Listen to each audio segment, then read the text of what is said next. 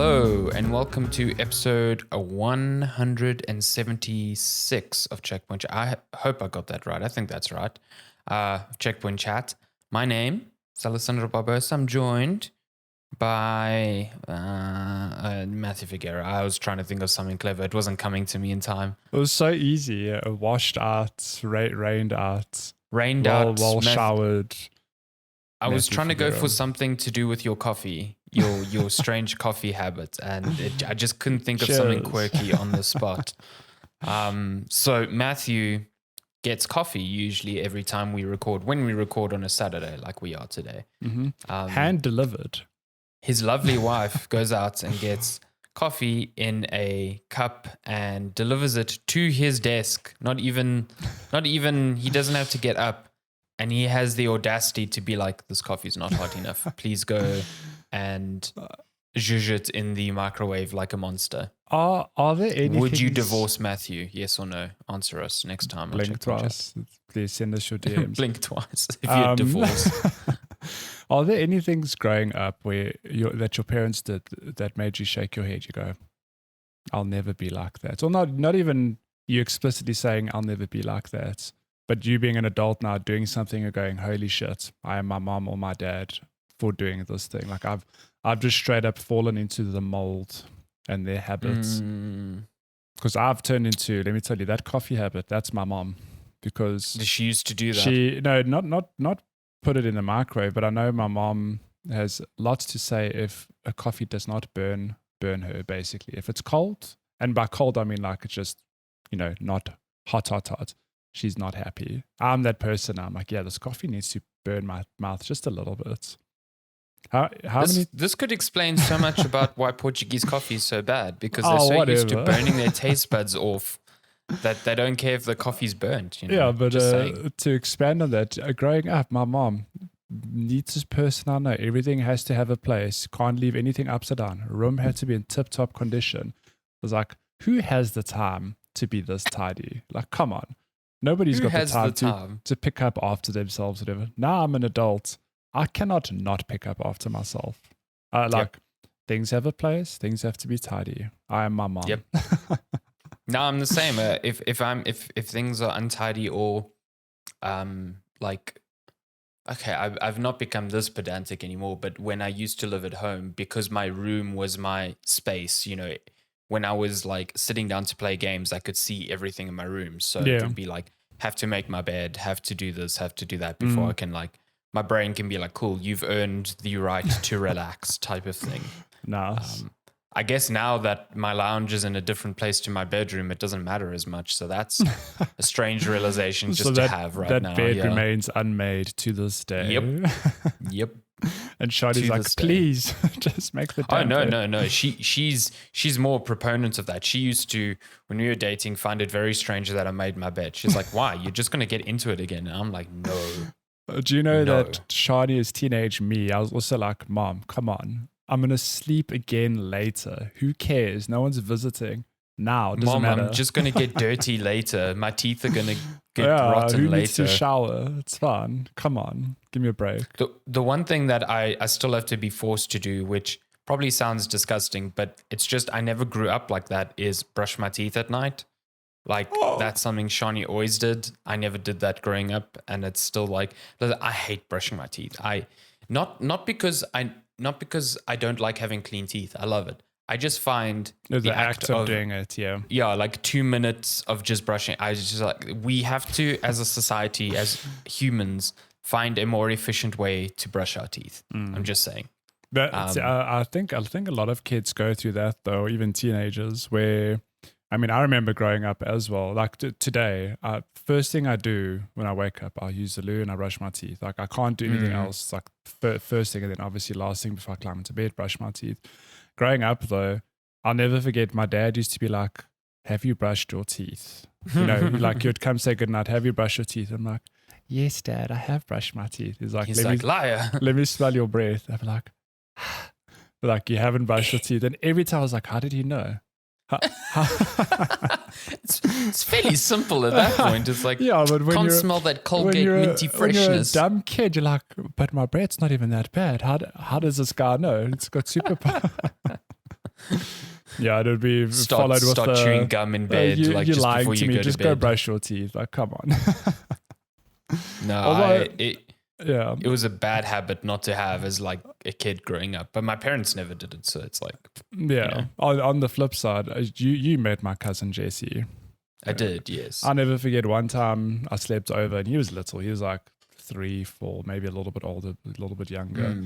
And in a complete reversal of what you'd expect from a kid, his sister was in the bathroom showering or something. The door was locked, and he was outside the door crying. And I'm like, why are you so upset?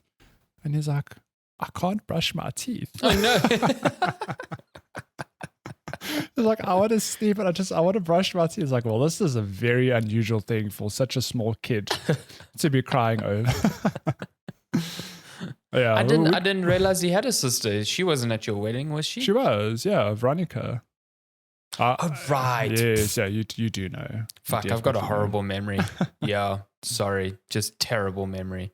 She had just gotten married, I think, as well, wasn't it? Yeah, the year before. Yeah, they were still. Yeah. Oh, I remember no, wait, now. I think it was the year before. I do recall. We should get Jesse on the show. Be like, well, okay, you brushed your teeth religiously as a kid. Have you kept this habit, or do you not brush your teeth now?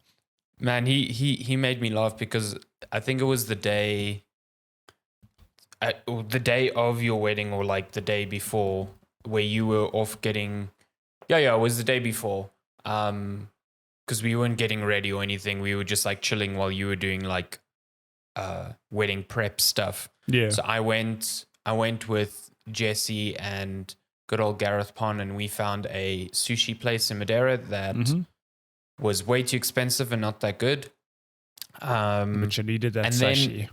And then like all of a sudden he was just like, I need to find guitar strings. And I was like, what? He's like, yeah, I'm doing this surprise thing for Matty. I'm going to play, but I need guitar strings. And I'm like, okay. Like, do you think there's a place to buy guitar strings here on this island? And I was like, I don't know, probably. And he spent probably 4 or 5 hours. He went off alone looking for guitar strings. But you know what's funny is that act would have stressed so many people out. Like before you get on the plane, you go, shit, I need to organize guitar strings. But I know like Jesse and many other people, you'll get there like, okay, shit, I need to organize this. Do they play guitar in Madeira? No, they only play what's it called? Fado on their little baby guitar.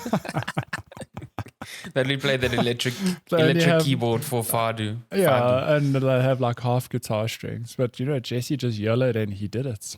He managed. He found. I don't know where he found, but I recall when he was still walking around with us, he called like 2 places and they were closed, and he was just like, "Fuck, I fucked up. I'm in trouble." It's like, I need guitar strings. Like, we only do Fado strings. So yeah. This is Madeira. We only have coffee and pistache. Or little do we know, there's like a whole black market for guitar strings in Madeira. Like, you need some guitar. I hear you need some guitar strings. Meet me. There's some guy in a coat on the beach with just black sand. He's like, I've got some guitar strings Meet here. me at the bakery. Bring a case of pistache. It's actually the shopkeeper from Resident Evil 4. He's just like, what you buying? And it's just like guitar strings in his coat. And then you hand him like some pebbles from the beach because that's the collectible. Oh goodness. God. I really want to go back to Madeira, and I think the first place I'll visit when I do go back there is that burger place we went to. I think twice. My God. That was a good discovery. Some of the best burgers I've ever had in my life. Like of all places, you would think. Yeah, I mean, Lenska and I love traveling. We obviously want to travel to, a number of places all over Europe and Japan. And one day we want to go to New York, but we keep talking and going, we just really want to go back to Madeira. Yeah, it's so nice. I would love to go back there. Yeah. It's great. It would be very nice. Although I do wonder, given that it's an island and there's so many like old people there and rich people there, what is the vaccination rate there? I think they're actually very good. Is it? I think I stand to be corrected, but I think as far as how they managed COVID went, they also like locked down, very strict on letting people in and out. I think vaccines have been done there. Listen, I would imagine people living there, they're like, I can survive the landing at this airport, I can survive anything. COVID, whatever, man. Yeah, The pilot throws an anchor at the plane when we land. What are we going to do? Some of the most terrifying flying I've ever been. And I'm not scared of flying, but good Lord, the landing there is... And it makes you feel alive. Remember, they've extended that runway. It used to be a whole lot shorter. That is crazy to me. That was legit. The wheels touch the tarmac, throw the anchor out the window, stop. Playing flight sim on hard mode there. Immediately. My God. Yeah. It's a good time though. Cristiano Ronaldo Airport. Nothing's easy there. They named it that because you need the skill and the control of Cristiano Ronaldo to land there. And then on top of it, it's like your adrenaline level is just like come down from that harrowing landing. And then you've got to take like a bus ride from the airport to the main like town. And it's just through those windy mountains. And you just like... You look down over the side of some of those bridges. The biggest mistake I made was sitting at the front of that bus. I shat myself. It's a good time, genuinely like, oh my God, I'm on a fucking roller coaster. And this Put your was hands horrible. there, start screaming like, ah. Jesus, it was terrifying. Yeah, it was very, like I just kissed the ground, when I got back there. Just had to praise Cristiano Ronaldo that I was alive, Praise be. My goodness. Praise be. But this checkpoint chat, you know what we also praise? The sun. Video games and the sun. I mean, do we praise the sun? Do we praise the sun? Well, you praise the sun in Dark Souls 1. I don't think good old Knight Solaire is in Dark Souls 3. But he should be because I've been playing Dark Souls 3. Oh, hey, hey-o. boom. So you're going to give us a little update. How are you doing in Dark Souls? Yeah, I think I'm near the end now. I remember last weekend, I was like, damn, I'm really enjoying this game. But now I'm at a part where I don't even fucking know how to progress because the enemies are just tearing me up.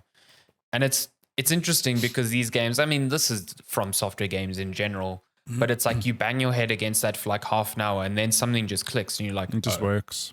Yeah. So I realized that these enemies that were literally like two-shotting me, like almost basically, that because they're dexterous, they are very prone to staggering. So if I just attacked first, I could just put them in like a stun lock essentially. Yeah.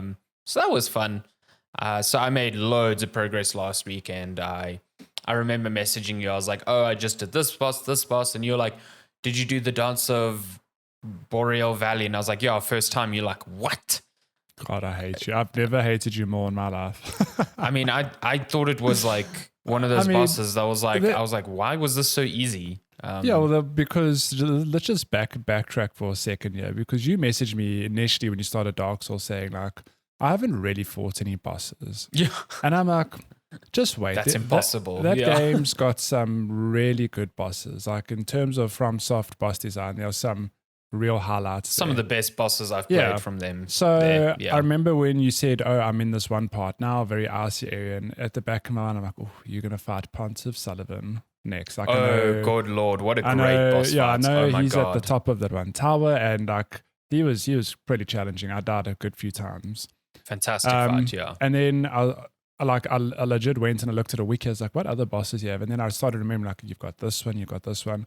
And I remember Dancer, because that boss was probably one of the more challenging bosses I did. Really? Yeah. So when you you didn't say anything. I was like, hey, you fought Pontiff, you beat him, cool. Have you fought Dancer? Like, oh yeah, first time. What? I was like, what? Yeah, I was literally like, excuse me? It felt like a bit of a joke boss, because I was just confused by the entire thing. Like, yeah, but this is where it's funny how Dark Souls can provide completely different experiences. I mean, I often, when I've played these games, I've had chats with a good friend, John Michael, who's also a big FromSoft fan, and he's like said, you walked over that boss. I struggled with that boss, but then you struggled with this boss, and I didn't think they were hard at all. So it depends on your build and your approach, whatever. But I think what really shocked me with Dance, and I feel like whoever designed that boss battle is so disappointed. I'm like, what? You beat it first time? Like, come on, because that boss is done intentionally well, it's intentional in the way they move. It's erratic and not like there's super irregular type of yeah, movement. And it legit throws people. Like there's a reason it's a hard 100%, boss. But you're like, oh yeah, first time. I was like, oh okay, I hate you. I think that's the reason I had an easier time with it, is because I didn't have to focus on that at all. At that point, I felt a bit over leveled at that point because I'd struggled with previous bosses.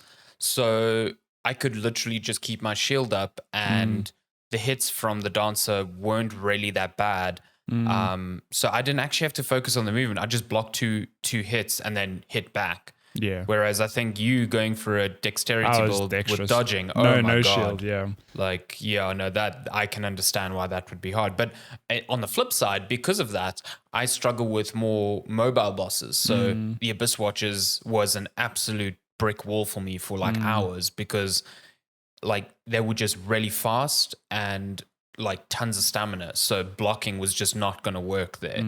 And then my dodging was like really slow. So yeah. And you also said you struggled with the Eldritch. Eldritch. Yeah. I mean, I didn't struggle in that I spent hours there, but it was like all of his attacks, so many of his attacks, you just can't block because they're all magic. So you can block to an extent, but then they're just going right through your shield. Some attacks you can't block at all. And I actually lost all my souls getting to him because like I killed him right as he killed me. So, no. That's the worst. Hate to see it. Like I watched the soul ticker go up and then just disappear. And no. Oh my God. So yeah, I was, and then on top of that, I had to get back to him to regain those souls. Regain them. And I don't know if you remember, but he's like in a church where the first two people you fight are like knights on these stairs. And I was like killing them, no problem, to get to him previously. And now this time the guy hit me once and then I couldn't move. And he knocked me off the stairs. And I was like, fuck's sake. I just lost all of those souls. Like, yeah, I was very mad. But then, there are parts of the game which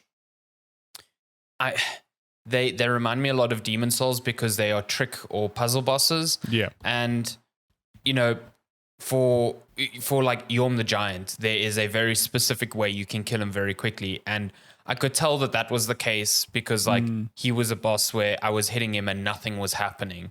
And I was like, this isn't right, So I'm not beneath just looking up something and being like, am I missing something here? Because like, I'm not about to like bang my head for 2 hours against a boss like you did, chipping away at his feet. I tried that twice and I was like, there is no fucking way. And I'm going to get to an instance where he's going to be down to no health and he's going to hit me once and kill me and I'm going to throw the controller out the window. So sure. I was just like, no. It did remind me of the...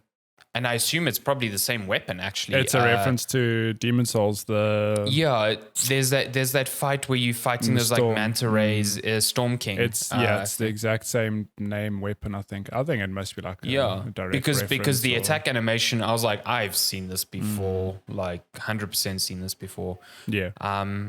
So yeah, I'm just wrapping up some side bosses now because I looked up how to get to the side areas because I kind of want to see everything because who has time to come back and play this again? Who has time to gesture in a random direction to figure out how to get on to top of area? it? And it's a gesture you only get very late in the game as well. So it's like by the time you get that gesture, you've passed the point where you need to use it. I've forgotten that pose was there. Like, same. So yeah, I'm busy fighting what is considered one of the harder bosses of the game, the Nameless King at the moment. And he's absolutely wrecking my shit. So that's fun. Nice. But boy, I'm enjoying this game. It's really good. It is very, very good. Like, I mean, I'm not shocked by that. It is like the melding of Dark Souls and Bloodborne in a way. Yeah. I'm glad you appreciate found the time to go back and play it. Yeah, I mean, I appreciate that I can just like die to bosses and go back straight away without having to farm blood vials. I do think, as much as I love Bloodborne, that's the one part that I don't vibe with as much. Because farming blood vials is really not fun. So I mean, if they're going to, I mean, I get why they changed it because you have so many more. You can have 20 in a battle as opposed to, your my Estus flask is only at 10 now. So, but yeah, I still don't like farming at all. So yeah, maybe they'll change that for the sequel. Who knows?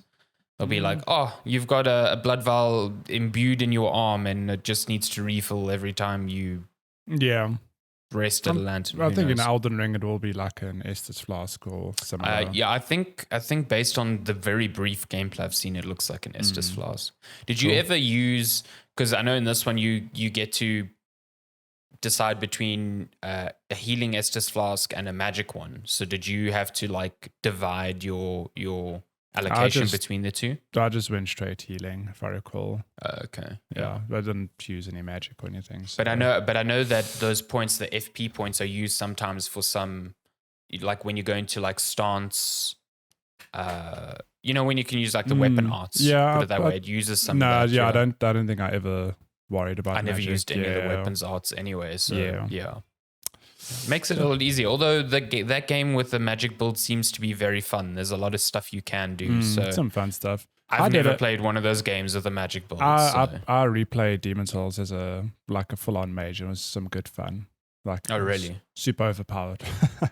It's like you're very squishy, but you can attack from afar, and then late in the game you get stronger spells, and then it's like a cakewalk. I mean, I felt I restarted Demon Souls with a different class because I picked the one that is basically a knight but has soul arrow, and a lot of people like that is easy mode because like the soul arrow is just like stupidly powerful from the get-go. It's a very strong starting spell. Yeah. And it gives you an out when you don't want to like fight things. So yeah, exactly. But it's cool. It has a really good animation. It's very, very so pretty. Oh, I'm like tempted to play that game again just to see how gorgeous it is because it really is just unbelievably Why beautiful. replay Demon Souls when you can play Elden Ring this week? Remake Bloodborne in that engine, man. Come on. Oh my god. Come on. Oh my god. Could you imagine Jan looking like that? I'll just cry happy tears. Jesus. But yeah, that's mostly what I've been playing this week outside of I have the Steam Deck. I can't say much more than that. Again, yeah. You've been playing Dark Souls on the Steam. No, you haven't. Can't confirm or deny that. Blink I 3 have times. a Steam Deck. That's literally all they say. I can say is like I have a Steam Deck. So you're playing on it. It's nice. Good job. I mean, can't even say that much. I just have it. Might just be staring at it. Who knows? It's just there. Yeah, it's just there. Yeah, but outside of Steam Deck, you and I have. When I say play, I mean very loosely. We've both touched a new game. We've tickled. We've just looked at it and said hello. How you doing? Yeah, exactly. We just opened the door. Opened the door to our lives in Horizon Forbidden West. Horizon Forbidden West. Let me just pull this open here. So I think both of us actually only really got going with this last night. Very briefly. And we're both playing on PS5. So yeah, I mean, what I can say briefly is that this game is fucking gorgeous. So I think you and I, only really played the first hour, so we're very much in tutorial land. If you're watching listening or watching the podcast on YouTube, this is, the opening area. They're basically teaching you how to do stealth kills and how to track enemies and, the stuff you did in the first game.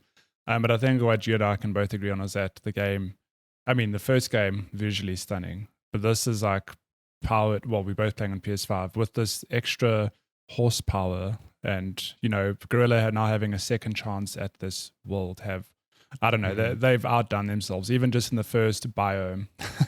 It's so lush. Yeah. There's so much detail. I mean, look at all the greenery, the lighting. It's what a visual showpiece for the PlayStation. And I think I haven't played on PlayStation 4 myself, but I think given how old that hardware is, the fact that it runs on there is still apparently it runs pretty well there. Actual sorcery, it's kind of incredible, and I think it's just. The first Horizon was the first game on Guerrilla's Decima engine, and then that was used in Death Stranding afterwards. Yeah. And I'm sure they learned a lot from that process because obviously they were, providing support to Kojima Productions throughout. And, Death Stranding is an equally gorgeous game with loads of open world details. So I assume they've made like strides forward in terms of what the engine can do in that regard. Yeah. And on top of it, Death Stranding was really well optimized. Yeah. Especially when it came to PC, like the level of scaling you could do with it was quite impressive. So maybe that's really helped, the PS4 versions as well here. So it's really cool. And you're right. It is the, it's lush. Firstly, it's colorful, but it's also just the staggering denseness of the detail. There is so much happening on every screen. If you just like pause and pan the camera, it's incredible. I mean, like yesterday, I don't have this recorded, but on my Twitter feed, I shared a screenshot where I was like, let me just mesh one with the photo mode. For starters, you can zoom in real close in that photo mode without losing the detail. And then just like by pure chance, the foliage that I had behind Aloy just had a car. It was there, like a whole rusted car. I was like, damn. The level of detail in this game is just, it's insane. So yeah, very excited. The screenshots I've seen from this game, like especially of the character models, like Aloy coming out of the water and stuff, like the water droplets resting on like paws on her face. It's really exceptional. And the intro cutscenes are really impressive. Like the facial capture is very, very convincing. And just in general, just like full of details. So yeah, it is just from the first hour, just a technical showpiece and one of those where it's like, I'm glad I've got a PS5 type of thing. You've also got 2 modes to play with on PS5 at least. You got favor performance and favor resolution. I'm playing on the resolution mode because even though that's capped at 30, I think it looks super sharp at like a native 4K, and I really like that. Yeah, so if you're watching the video feed, this is resolution mode. And like, again, it's because it's 30, it's not that buttery smooth motion. But when you're getting visuals like this without, as long as it's locked, I think that's it just works. But I will let me just switch over to, I did record footage on both so people can see what. The good thing here is that, when Horizon Zero Dawn launched on PS4 Pro, it also had these 2 modes, but the performance mode was kind of like bad because it wasn't a locked 60. So it just fluctuated everywhere and was kind of gross. This one, if you do play on performance, is a locked 60. So that's, a big plus if you prefer that. The game actually does default to performance mode. It boots up in performance mode, but I think it's worth bouncing between the 2. Yeah, to see what works for you. I don't know why this preview isn't going away. There we go. So this is, 60 FPS mode, and you can, not 60 FPS mode. It's frame rates. It favors frame rates, and visually still looks really good. You're losing a little bit of detail, really, but it runs buttery smooth. So I don't know. I'm still torn on what do I want. I think I'm also going to be bouncing between the 2. Yeah, as much as I can tell, the effects in like still images is very, very minor, but it's more when you're moving around because performance mode is using a dynamic resolution scaling. So that can lead to some artifacts, especially on small details like vegetation. And if you have areas this dense with vegetation, when you're moving, that sort of blurring can really compound. But a lot of people might not notice that. And, I haven't particularly noticed that, but it's something that I know.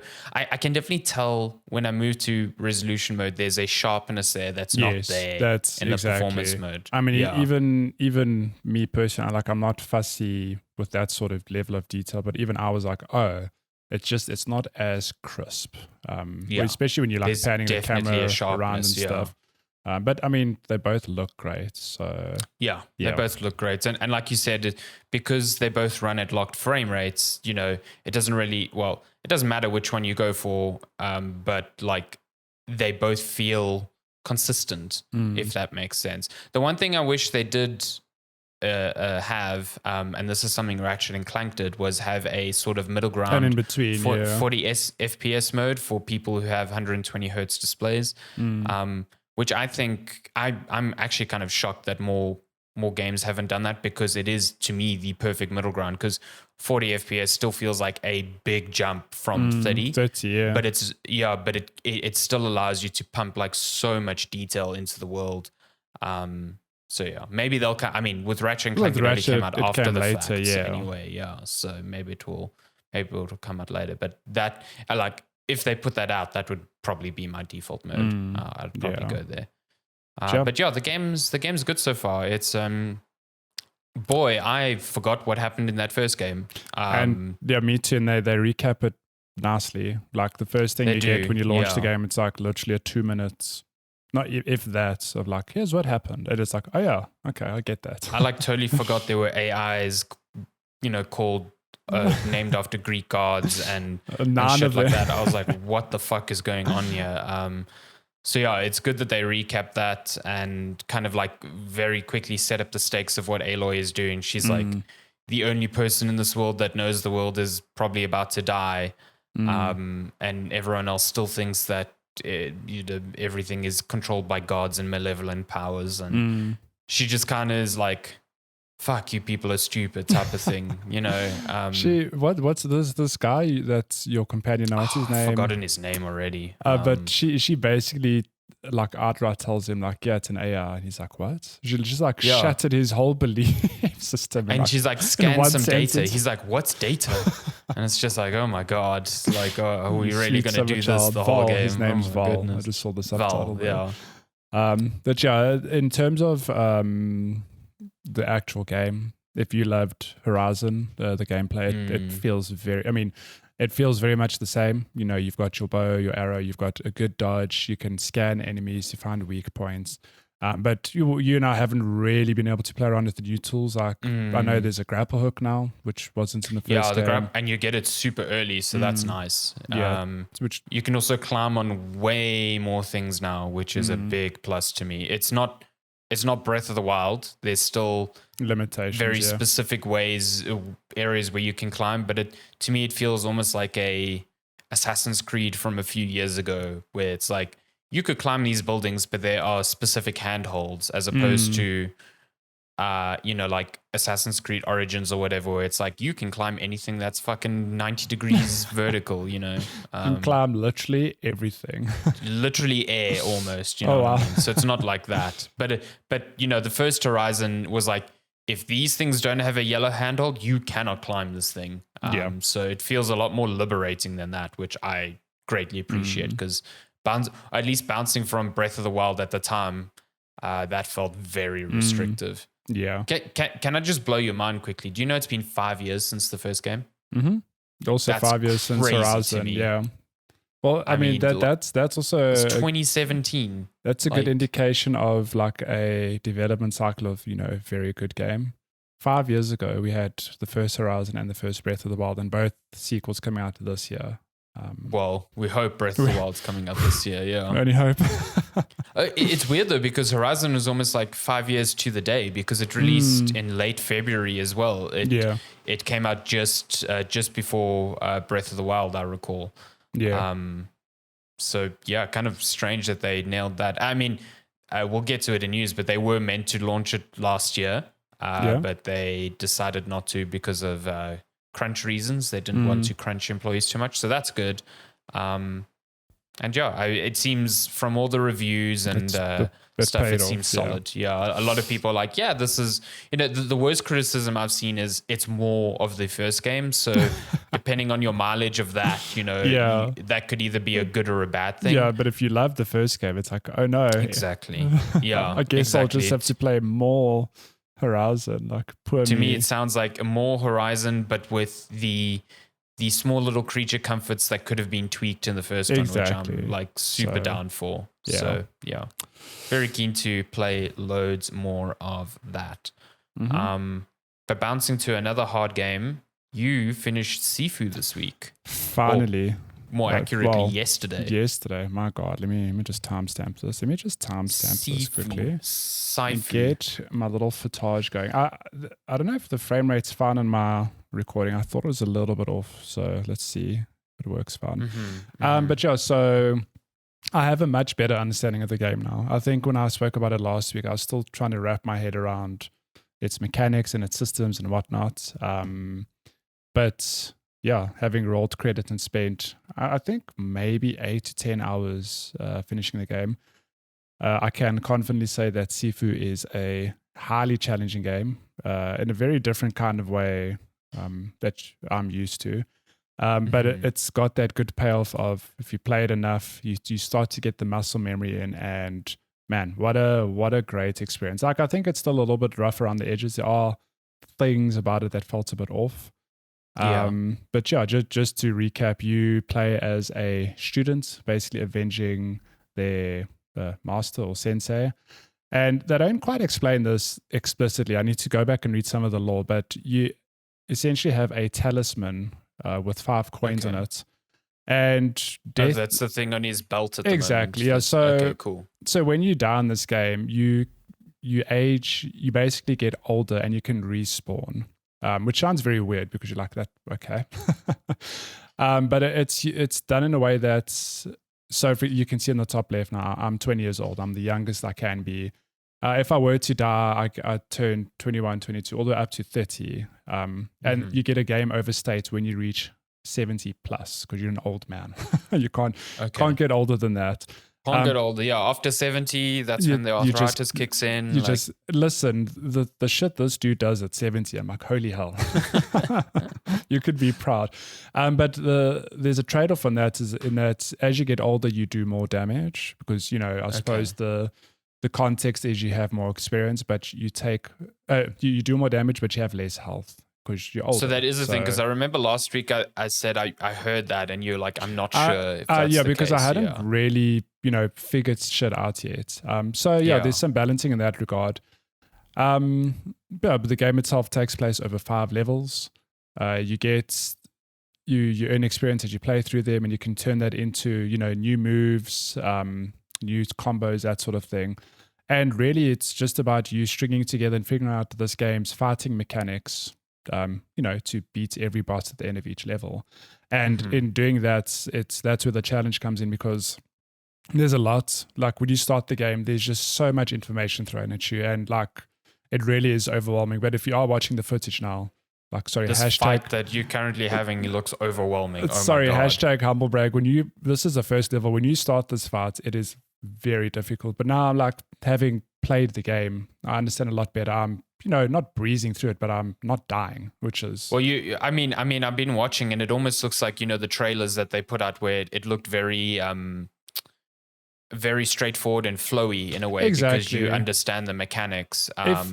Yeah, and I can tell, like, you taking almost no damage and wrecking these fools, but I can imagine the first time you play this, this seems impossible. I think the first time you fight like more than... In this room, there's probably like 10 people. If you fight more than 2 people at a time, it's generally like, oh God, don't get surrounded, find space. And I mean, if you watch carefully, there are times when I was getting attacked from behind, but I'm aware of it now, and I know how to answer it.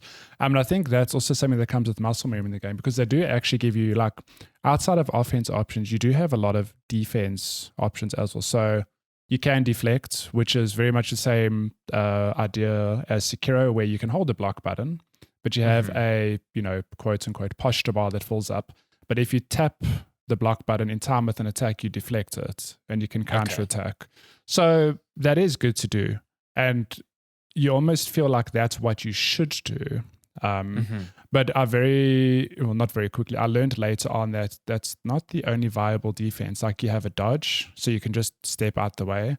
But I think what is the more important one, which if you're playing this game and you're struggling, let me tell you, the importance of ducking down and up is like, it is the key to beating this game. Because the moment that clicked in my head, like if you were to watch some of the fights I had earlier in the recording, it wasn't me deflecting. I was just ducking under punches and stuff, and then counterattack. You can still counterattack. It's not quite the same as if you deflect, because you stagger them a bit. But if you duck under a punch or under a sequence of punches, you can very much counterattack, because it's the end of the enemy's attack sequence. And like, that is very important for bosses as well. Especially like the last boss is an absolute grind because there's just so many combos, so little room to breathe. But the moment I figured out the whole duck thing in actually on the second boss. So second boss, I was really struggling because I was trying to deflect his attacks, and he's attacking with a staff. So it does damage and it like really wrecks your posture bar. But the moment I was like, oh, I can duck under these attacks or just step aside, it like opened up the game for me. I was like, okay, this boss actually isn't that bad. And like, I probably will play through this game again because, like I told you before we started recording, there's incentive to replay in that, like in the 4th level, for example, I found a key that opens up a door in the 1st level. So there are new areas to sort of, just go visit and, to get collectibles or just other fights, whatever. I want to replay the game. And even now, this is the first boss, which I didn't struggle with too much the first time, but I did die a couple of times. Now it's just like, it's super straightforward. Like I take a few hits, but... So if you die to this boss, is there a checkpoint early in this level that you spawn at? No. So you have to restart the whole level. No. So you can, that's where the whole talisman comes in. Like if I die, I can just age up and respawn at the boss fight. You see? So it is clever in that way. It's like, I think I mentioned this last week. It's this weird thing of the game is very difficult, but it's also somewhat forgiving in that, you don't get to a boss, you die, you have to grind your way through there. Yeah. Try again. You can like, you can trigger a game over state, by dying too much at the boss, but at least you have the option to just keep getting up and learning their combos. But then if you age up too much in the boss fight, then when you get to the next level, say you start that level at like age 40, then you can only start that level at age 40 each time. But you can repeat the level before if you want. I mean, that's what I did. So I got to the 5th level at age 30 only because like I made sure to like repeat the previous level that I, quote unquote perfected it, that I could beat the boss without dying too much. So yeah, it's I really had a good time with this game. It's one of those games where I didn't, I can't say I was like you or others. You're saying, oh my God, Sifu's coming out. It's this cool Kung Fu roguelite, whatever. It is a thing of, it came out, it's like, oh yeah, it's cheap on Epic, looks interesting. But yeah, I don't think it's for everyone, but definitely speaks my language. Like I absolutely loved the challenge of, rinse, repeat, try again. And then I get that satisfaction of like, yeah, I can fight this boss now. Like I've learned their tricks. And how do the permanent upgrades work? Is it a case of I need to grind it out, get permanent upgrades, and then it makes earlier levels easier? So interestingly, there's 2 levels to the upgrades in that when you find you get shrines throughout each level. Yeah, I was seeing you picking up like treasures or something like that. Yeah, so there's like 2 to 4 shrines, and you could basically choose a permanent upgrade, only 1 per shrine. So for example, I can choose an upgrade that means I recover more health when I beat an enemy. I can choose an upgrade that increases my posture bar. I can choose an upgrade that basically gives my weapons more durability. Like those are the more permanent ones, not tied to XP explicitly. But then in playing the game, you do earn XP, and there's a whole separate tier of things you can unlock. But those are explicitly moves and combos. That mechanic is interesting because as you play through the game, you can unlock it. So, for example, if I start fresh, I haven't unlocked anything. I want to unlock a slide kick. So I can unlock it on that run. If I commit more XP throughout that run, I can permanently unlock it so that if I were to restart the day before, I'll now have access to it. It's actually this menu here if you're looking at the video feed. So you'll see the pink ones I've permanently upgraded. The black dots are ones I've yet to upgrade. Having finished the game, I've got quite a variety of pink dots of permanent upgrades. So yeah, it's an interesting take on the genre because I think it does introduce some new ideas, and yeah, it's what a fresh, different game that I did not expect to enjoy as much as I did. Again, though, not for everyone. I think like I'm not I say this like I've compared it to a fighting game, like a Street Fighter. But we have friends like we mentioned last week, Jeff and Darren, who just did not vibe with this game. They don't like it, and they love Street Fighter. And they love both fighting of them. games. Yeah, they love fighting games. Yeah, but I think that's what scared me at first when people are like, "Oh, this feels like a fighting game." I'm like, I don't know if I'm going to enjoy this. But yeah.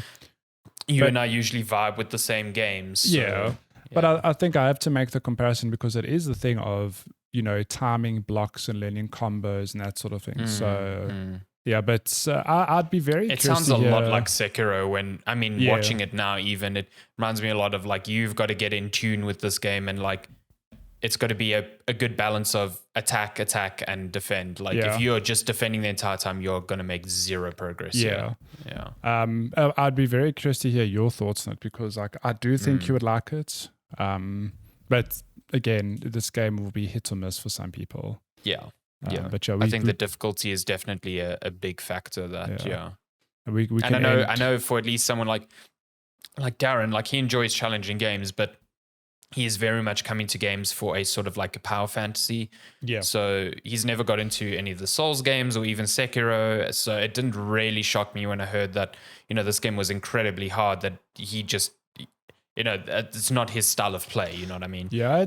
It's difficult though, because if like, and I know this is an immediate switch off for a lot of people, but like if you put the time into grind, like if you're watching me play now, and I'm sorry to like #humblebrag, like I am doing very well, but only because I've played enough time that I now understand the game. Like this is now a power fantasy. Like I look because really good, you feel like beating you the shit out of understand it. everyone. Yeah. So yeah, would recommend. But it like took hours for you to get here. It took a long time to get here. I mean, this is the second level. Even the difficulty spike from the first to the second level was like, so. Sorry, audio listeners missing out a little bit here, but if you're watching the video feed now, I'm fighting a new enemy type who's more with kicks and whatnot. And again, at this point in the game, when I first played it, I didn't know much about ducking. I was more trying to block. But the moment I figured out ducking, like see there, it's super helpful to just dodging, getting attacks in. I think I actually did die. I can see you ducking and dodging like way more. Yeah. Then you actually like deflecting, because I don't really see the enemies like stagger bar doing anything. Yeah. So you'll see I get up, I age a year, and that I respawn exactly where I am. But it's like it's a cool, unique mechanic. Like I don't have to start the level from scratch now. I can pick up where I left off, and it's so weird for the enemies being like, Jesus, this guy just fell down and grew a beard. What the fuck's going on here? The one boss uses blades, and when she kills, she's like, "What the hell? Like my blades won't fail this time." Oh my god. Must be so confusing. Yeah. But yeah, Sifu, great game. Play it. Really, really cool little underrated title, I feel. Nice. Sounds good. Should we jump over to game releases? Let me get that up.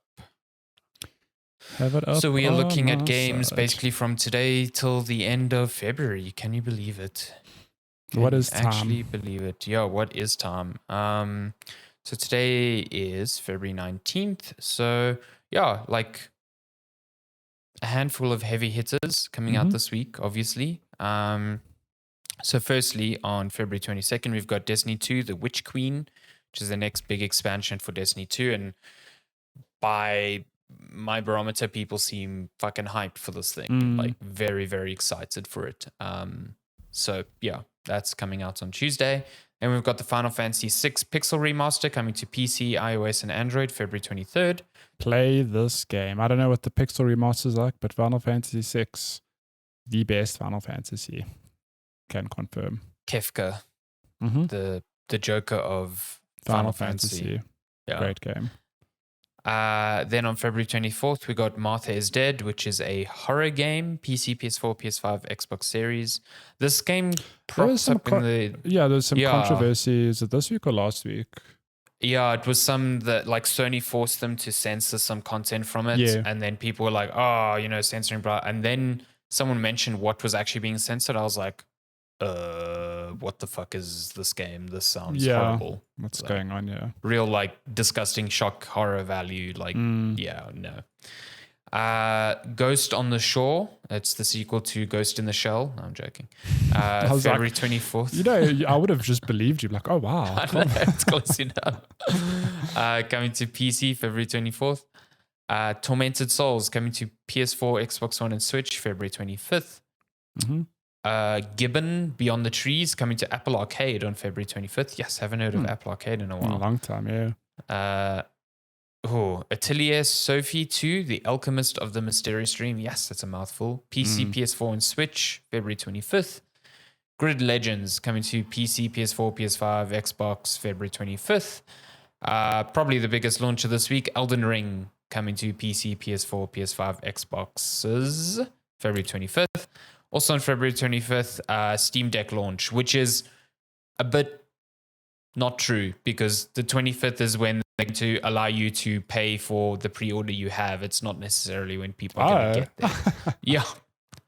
So it's very, very silly. Like no one's actually getting it on February 25th. But yeah, that's when reviews will drop. So yeah, look out for that. And then also, this just says February, so maybe it's not happening anymore, but Leap coming to Steam Early Access on PC. My goodness. And then March, cool. things are somewhat, I mean, not that March is quiet, but I think February was like the big month. And then still some big hits. It's literally the week after we've got Gran Turismo 7. No. So March has some big hits, but it feels like February is the one that's packed with everything. But I'll say that. Yeah. There's Ghostwire Tokyo. There's Kirby. On the same day. There's the next-gen versions of GTA 5. There's Tunic, which I'm very excited Tunic for. March? Yeah, Tunic is March 16th. Oh my. There's the strange as fuck Stranger of Paradise Final Fantasy Origin coming out. What? I'll take it back. March is too much. April is the one that has not so much. Weird West. I'm very excited for that. It's like a immersive sim RPG from some of the people who did like Dishonored and Fallouts and stuff like that. So yeah, very keen for that. Yeah, April's definitely where, you know, by the time we get to April, we feel like we're getting to that E3 stage where it's like, okay, things need to be announced now type of thing, you know. Cool. So yeah. I think after March, the really big game coming out between April and May is Forspoken, which every time I see it looks worse and worse, to be honest. So yeah. I'm very lukewarm in that game. I think when I saw the first trailer, I was like, and then the more I see it, the more I'm like, the more I see it, the worse it looks to me, honestly. Like, Although April, Nintendo Switch Sports. Hell yes. Gonna play some tennis at home. That tennis game, most underrated Switch title. Good. So good. Cool. Should we get to news? Yeah. What is the first piece of news? What should we start with here? What is the big headline?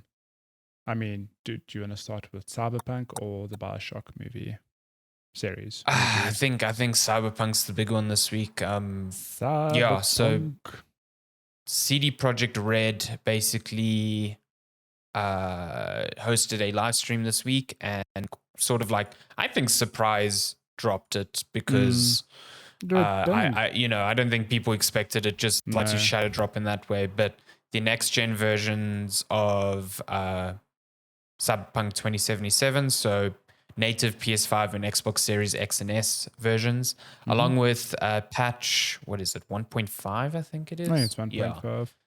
Which adds a bunch of like gameplay changes to the game. You know, just a lot of things that people were annoyed about when the game first launched over a year ago now, that have sort of been fixed. You know, the things that can be fixed, you know, like if you weren't happy with the game's writing or the game's RPG progression, those are very big fundamental systems that can't just be overhauled. So, you know, it's not a different game in that sense. But it runs better on the new consoles now. You have like performance and fidelity modes, and like fidelity modes have some ray tracing on PS5 and Xbox Series X. And just in general, the stability across all the platforms seems to be better now, as opposed to the complete nightmare that it's been since launch. So that's good. I'm glad that finally came out. And, you know, I guess if you felt burned by it when it launched, especially considering it launched straight after new consoles and just didn't run well on them at all, maybe this is the sort of thing that gets you back into it. I don't know. I still think it's just a bad game. So I don't know how it runs on PS4 and Xbox One. Still, apparently to this not day, terribly. Yeah. But like still, yeah. Yeah, it's interesting because I know. Oh, here's another little spreadsheet. So here's a spreadsheet of some things that are new. So new weapons, additional apartments for V, your protagonist, a hairdressing mirror. I love that this is a bullet point on this list. like the hairdressing mirror is what people have been clamoring for. That's a bullet point just as much as rebalance of gameplay, economy, and loot systems. So those two are equally weighted bullet points in this thing. Yeah. Take that as you will. The new versions also have ray traced local shadows, which obviously is just one of the effects available on PC. And PC you have ray traced shadows, ambient occlusion, and reflections.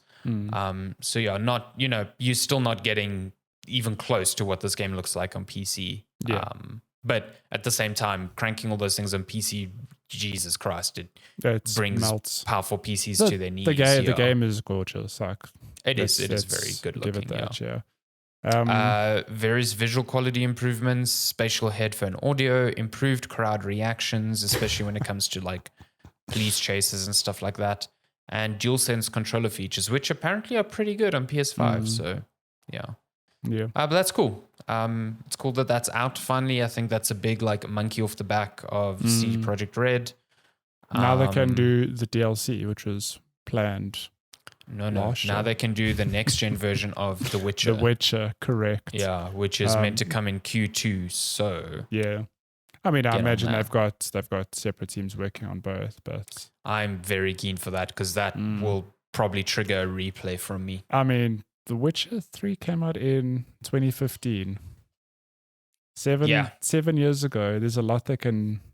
I mean, the game to this day looks really good, but imagine a modern day Witcher. They can do a lot more to that on like a next gen console, and on top of that, when they bring that out, that's also going to update the PC version because the PC version doesn't have things like ray tracing and stuff. So even if you're playing on PC, like to me, this Cyberpunk update didn't really hit that hard because I've been playing the game on PC, so like it hasn't really changed on PC. For you, yeah.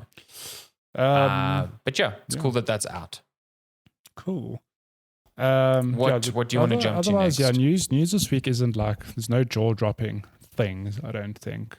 Although let's touch on this. It's not explicitly gaming, but Netflix is turning BioShock into a live action film. Which is very cool because as great of a game BioShock is, I think we could all agree that the story it told is also like fantastic. And how it will translate into a movie, I don't know if it'll have quite the same impact, but the atmosphere, the characters, like 100%, I'd love to see that in a movie.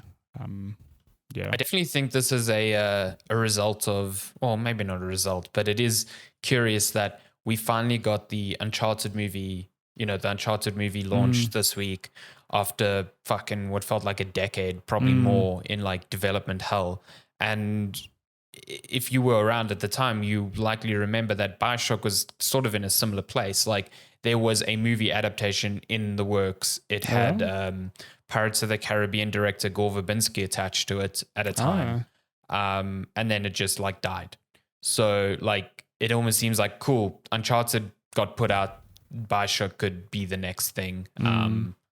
So yeah, that's cool. I'm keen for it. It could be fucking trash. It could be really good. Netflix is spotty video at the moment, game movies can be hit or miss, but I think what excites me, like I said, is just the world of Rapture and the characters. Like imagine what it'll look like as a film. This huge underwater city. Like I think it'll look very cool. So. I think what could be cool, like, okay, it's a film, so maybe there's less space for this, but if it was a series, like having episodes split between two timelines, like showing a Rapture before the fall and then like following the same character after the fall. That'd be quite cool. I almost feel like a movie would do it a disservice. There's just too much to pack into it, but I don't know. Let's see. Yeah. It would be cool. Like in the first game, you explore pre-Rapture only through voice recordings. You don't really get to see it. No. So I'd like to see that like slow descent into like the fall of Rapture and then like, the culmination of characters coming to that realization as well. Yeah, that'd be pretty cool.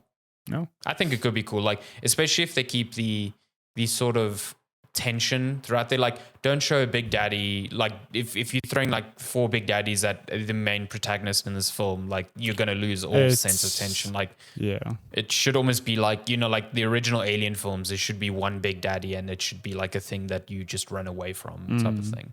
Yeah, I think what on that, there's definitely a lot of room for horror in this 100%. Movie. So I mean, I'm not talking like gory jump scares, but just in terms of atmosphere, like 100%.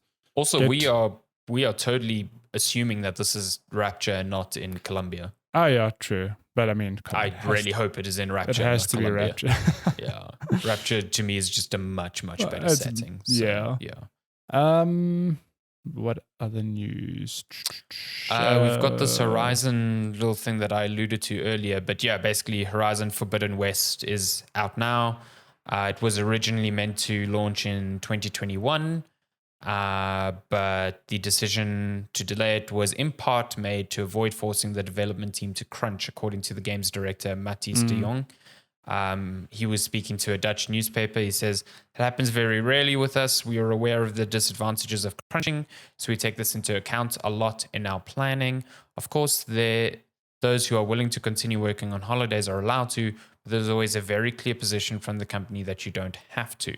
Forbidden West might have been released at the end of last year, but then we might have had to work overtime. People should also be able to relax and take a vacation and to be with family and friends. That also played a part in the decision to release the game now. Now, I think what's surprising about that is how candid they are talking about that, especially when you consider they are an European studio. And I think that is the core difference. You know, Guerrilla is in the Netherlands. There are very strict rules with regards to worker rights in the EU as opposed to the US.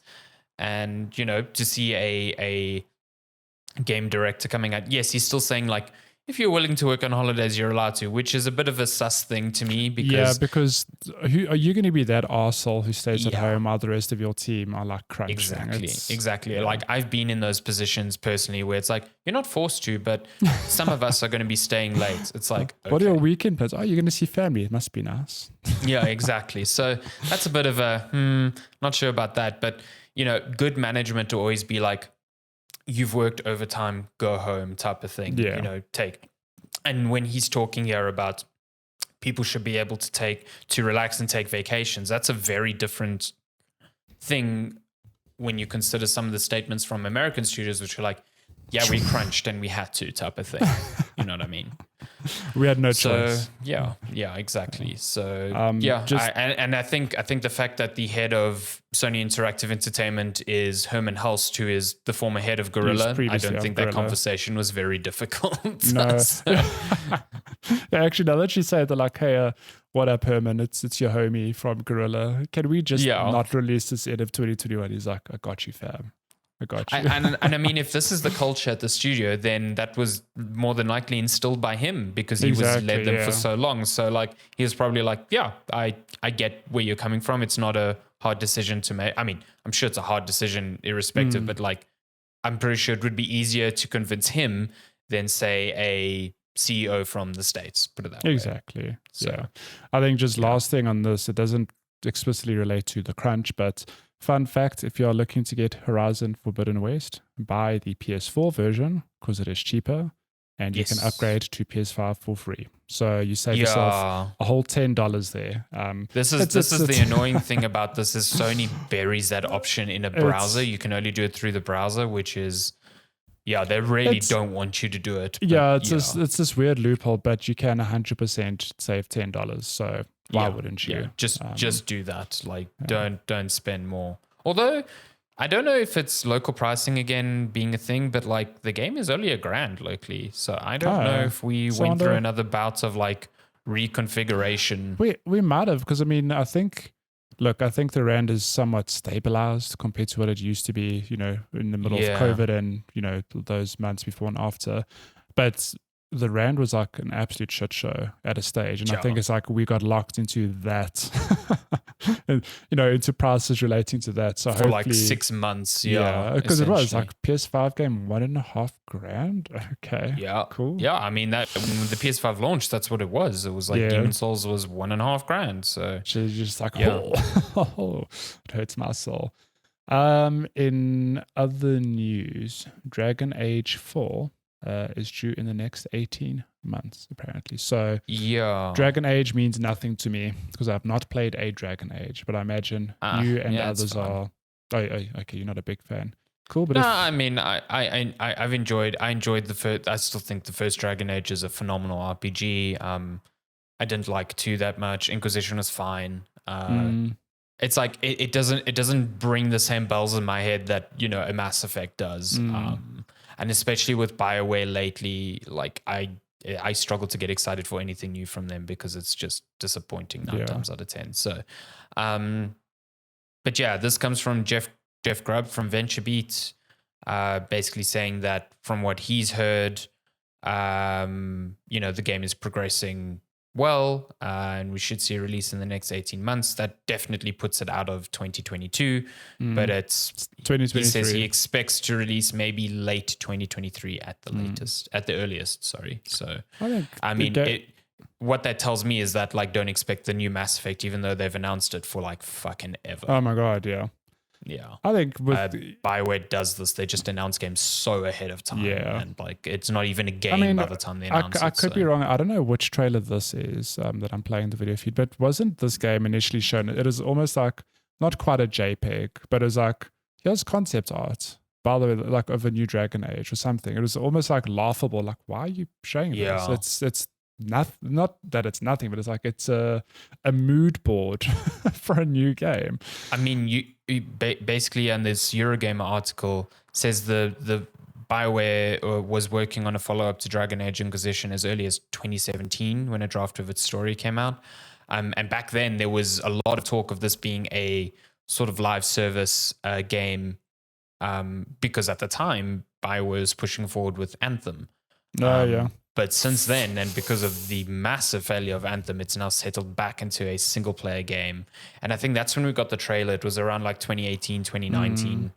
And even then it was like, I mean, 2019 doesn't sound long ago. That was 3 years ago. 3 years ago now. And also it means that we've known of this follow-up to Dragon Age for 5 years now. And it might only come out end of next year. So they do this all the time. They did this with Inquisition as well. I remember hearing about Inquisition like, it was like, the very first time I heard of it, I hadn't even started Varsity. Like, sure. Yeah. So, cool. Last pieces of news. Metroid Prime 4 developer updates Twitter banner. People think news is coming. Yeah, I don't think so. I just think, it's like retro games is just like updating their Twitter banner. I don't think if news was going to come, it would have been in that last direct. The last direct. Like, yeah. I mean, I'm not ruling out news at any point this year. I just don't know if it's going to happen now. I don't know. This game is like a huge question. I feel like they have to do the Metroid Prime trilogy before they even think of announcing anything with Prime 4. I mean, this game's been rebooted and a whole lot of other things. Exactly. People seem to forget that it was rebooted like 3 years ago.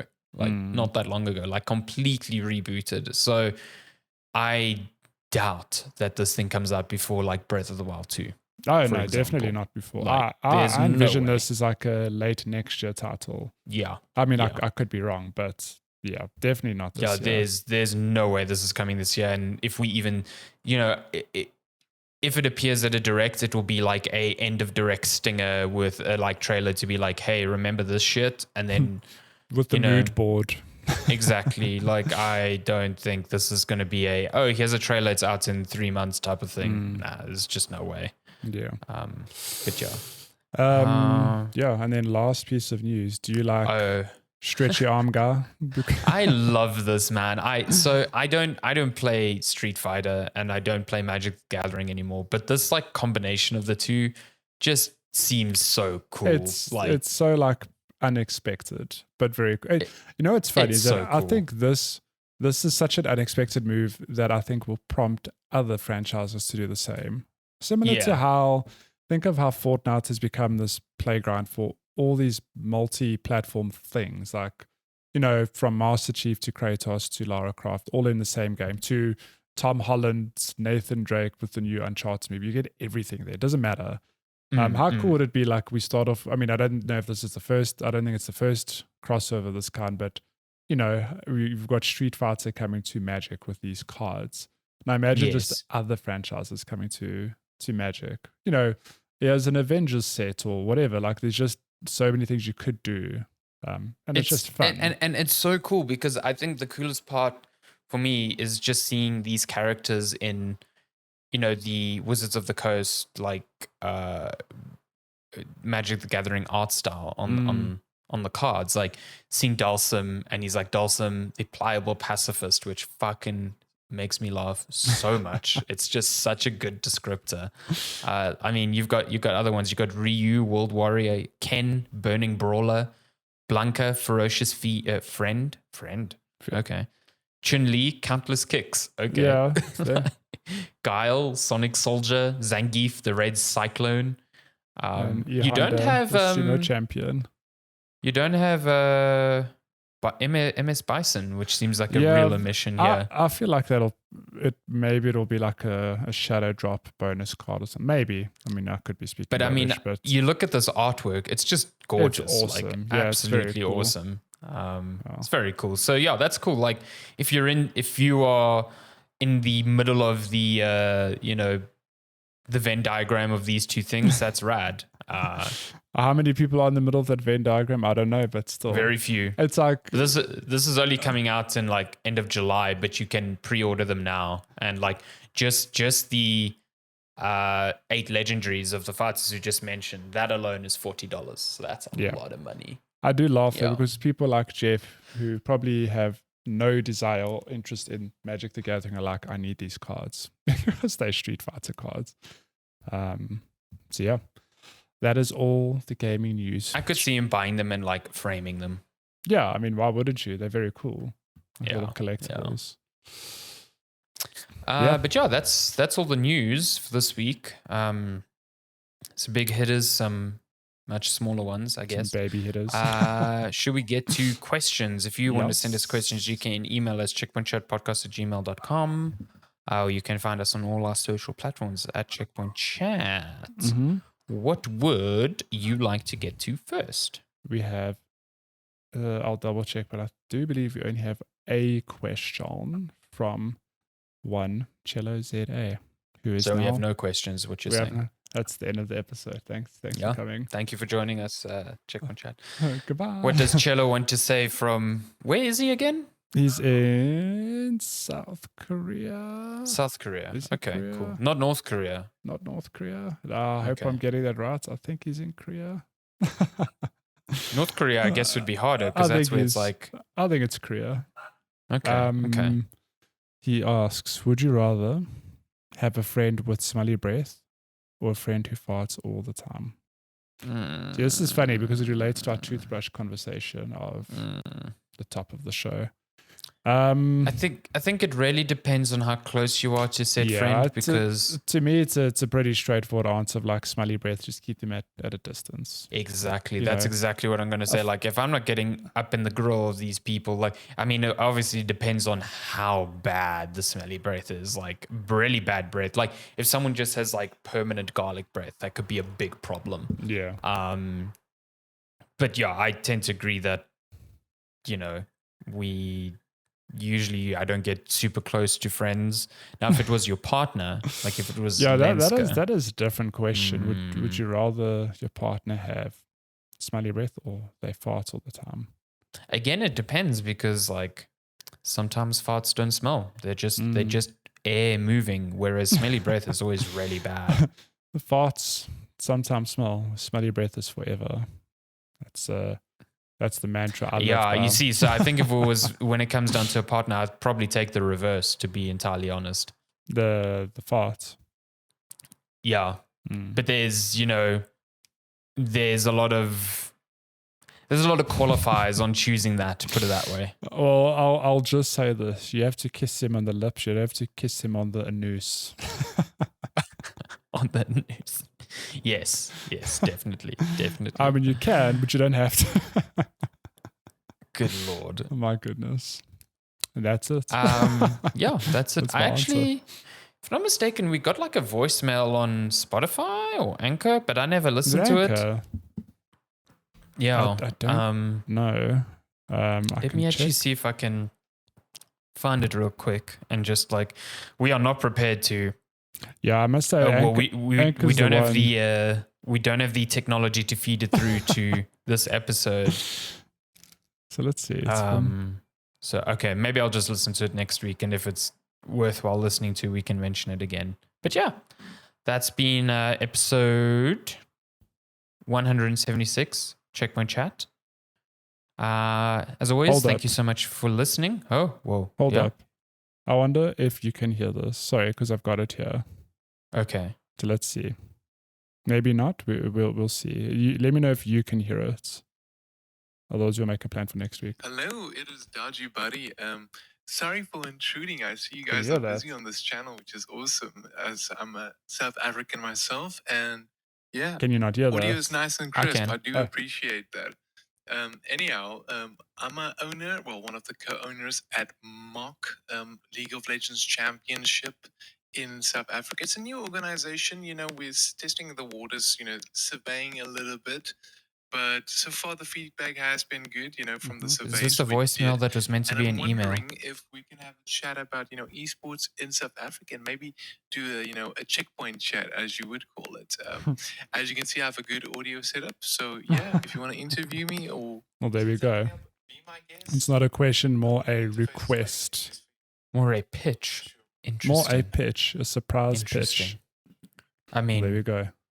we don't really do any esports here, unfortunately. I will say, if I don't know the first name, I recognize the nickname Dodgy Buddy. It's a guy who used to, I don't think he streams anymore. He used to stream a few years ago. If you are listening, you should probably reach out to is it Glenn Casella? I don't know if he still does. Glon. He does. If he can't help you, he'll be able to put you in touch with more esport focused people. Glenn Kisela, Is it Kisela? KIELSA. Does he still have anything to do with Esports Central? Or does that podcast still run? I think that podcast still runs, Esports Central, but I don't think he's involved with it anymore. Okay. As far as I know. But yeah, reach out to him on Twitter. He would be a much better fit than us. Yeah. We're just like not in that space at all. So, but thanks for leaving a message. That's cool. Yeah, that's Glad it. you remember that because I forgot about it. Episode 176 Checkpoint Chat. Thank you so much for being here. Thank you so much for listening. And we will see you next week. Mm-hmm. Okay, bye. Bye.